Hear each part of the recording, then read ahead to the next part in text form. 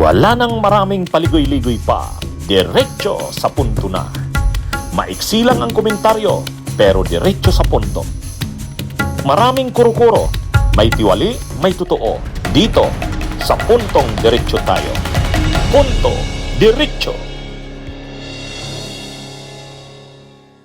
Napanood ko yung interview kay dating Senador Sonny Trillanes. Mahaba-haba yung interview sa kanya. Pero may importanteng sinabi si dating Senador Sonny Trillanes doon. Tungkol ito doon sa isinampang kaso na plunder, malversation, graft, betrayal of public trust laban kay Sara Duterte, ombudsman. Di ba sinampahan na si Sara ng kaso sa ombudsman ng mga civil society? Hindi lang si Sara yon, may 15 pang iba. Itong 15 iba, ito yung mga officials niya sa DepEd at sa OBP. Nung siya ang DepEd Secretary, at nung Vice President siya, ito yung kanyang mga tauhan. Nang nabigyan ng confidential funds ang DepEd at ang OBP, ito yung mga naging kasabwat niya, di umano. Ang iba dyan, sila yung nag-encash ng cheque, o ang iba dyan, sila yung accountant, ang iba dyan, sila yung nag-liquidate, ang iba dyan, sila yung humawak ng milyones na yan. Kaya, sangkot sila dyan sa mga anomalya sa confidential funds. Si Sara, kinasuhan kasi siyempre talaga yung pinaka-promotor dyan. Plunder, bribery, graft, malversation. Pero yung 15, co-accused ni Sara yon. Yung 15. Ang mga pinakakilala dyan, yung kanyang chief of staff, si Attorney Zuleika Lopez. Di ba? Yung umiyak nung na high blood. Ano yon, dinikitan, kumbaga talagang concern si Sara. Maraming ang naintriga doon na mayroon bang relasyon itong si Sara? Saka yun si Zuleika. Anyway, ibang issue yan. Mayroon din doon yung mag-asawa, yung mag-asawang Fajarda. Mga galing yan na Davao, mga trusted na yan ni Sara sa Davao. Alam na ang operations nila Sara sa Davao. Binitbit niya nang mapunta siya sa national, maging Vice President at DepEd Secretary. Mayroon din diyan yung dalawang military officers, si Colonel Nolasco at si Colonel Achica. Yan yung mga commanders ng kanyang Vice Presidential Security Group. Na-involved din yan. Kasi pagkaka-encash ng cheque sa land bank, nila Fajarda, nila Acosta, binibigay kay La Chica o kay Nolasco. Yung duffel bags ng pera, milyon-milyon. 33 million, 35 million. Yan yung kanilang involvement doon. Ngayon, sabi ni dating Senador Sonny Trillanes, kapag gumulong na ang kasong ito sa ombudsman, nag-imbestiga na ang ombudsman, preliminary investigation, papadalhan niyang makopya ng complaint affidavit at ng mga supporting documents, itong mga respondents na ito, itong mga correspondents, tawag pa kasi dyan, respondents Hindi pa naman accused kasi hindi pa naman nakafile sa korte. Ombudsman pa lang yan. So yung mga correspondents na yan ni Sara Duterte, papadalan yan, pagpapaliwanagin sila ng involvement nila. O syempre magdidepensa sila ng sarili nila.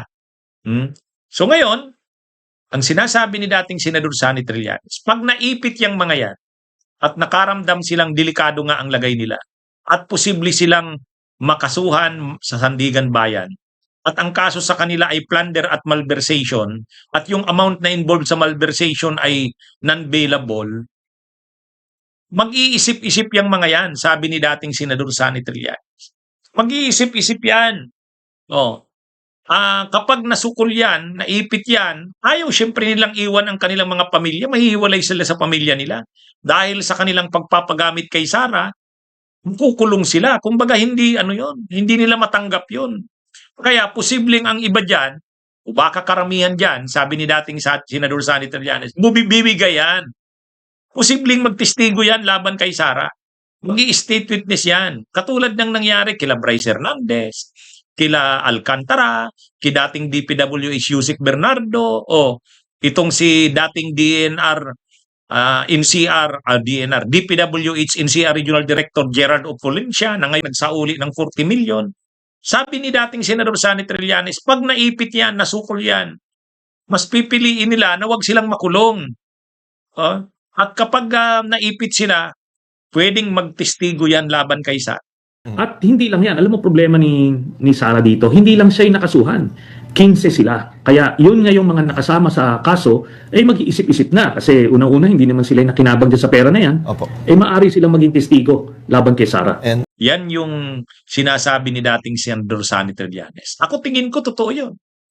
Siyempre, halimbawa, yung mag-asawang paharda, imagine nyo, mag-asawa kayo, may mga anak kayo, makukulong kayo pareho. Makukulong kayo pareho. Oh. Hindi naman sila siguro sobrang kumita dyan. Pwedeng naanuhan din sila, naambunan. Ambun lang yun. Pero yung buhos ng pera na kila Sara. O kaya ngayon, pwedeng yang mga yan, mag-isip-isip yan. Sabi ni dating Senador Sonny Trillanes. Pwedeng maisip nila na mag-cooperate na lang sa gobyerno katulad ng ginawa ni Bryce Hernandez, ni Alcantara, ni dating DPWH Yusek Bernardo. Para sa kanila, kung kailangang isauli yung nila, gagawin nila yan. At kung kailangang sabihin nila yung nalalaman nila, gagawin nila yan para sa kanilang pamilya. Kasi mahihirapan sila. Kumbaga, hindi naman talaga sila nanginabang ng todo dyan, hindi tulad nila Sara. Sila Sara talaga, sabi ni Trillanes, ang nanginabang dyan. Nagpagamit lang naman yung mga tao na yun. Tao na yan ni Sara, nasa Davao pa. At hanggang dun sa OBP at DepEd, mga tao niya. Pero, ang loyalty niyan, mag-iiba yan kapag nakaranas na ng hirap. Kapag nakaranas na sila ng grabe ang pinagdadaanan nila, maiipit na sila. At mangyayari yan pagpasok ng 2026. Kaya sabi ni dating Senador Sonny Trillanes, abangan nyo. Pag nagsimula na ang investigasyon ng ombudsman dyan at sampahan na sila ng kaso sa Sandigan Bayan, mai-issuehan ni sila ng arrest warrants at makukulong sila, mag-iisip na yan. Mag-iisip-isip na yan yung mga yan. Alam din ni Sara yan. Alam din ni Sara yan, sabi ni dating Senador Sonny Trillanes. Kaya, parang katulad din yan ni Yusek, dating DPWH Yusek Bernardo. Malapit siya sa mga estrada. Pero nung naipit siya, hindi niya kaya na makulong, maiwan yung kanyang pamilya. Sinabi niya na ang lahat ng nalalaman niya. Kaya nga nang lumapit sa kanya yung mga staff ni Estrada doon sa Senado, naiyak siya. Nagsorry siya. Ganyan din ang mangyayari dyan, sabi ni dating Senador Sonny Trillanes. Kahit gaano sila kaloyal kay Sara, may bibigay at bibigay dyan. Sa 15 na yan, hindi yan, yung loyalty nila dyan kay Sara, matitest yan. Kapag nakaranas na sila ng sobrang sakripisyo, maiiwan nila ang kanilang pamilya. Nagpagamit na nga sila kay Sara. Tapos ngayon, mahihiwalay pa sila sa kanilang pamilya. Mag-iisip-isip yan.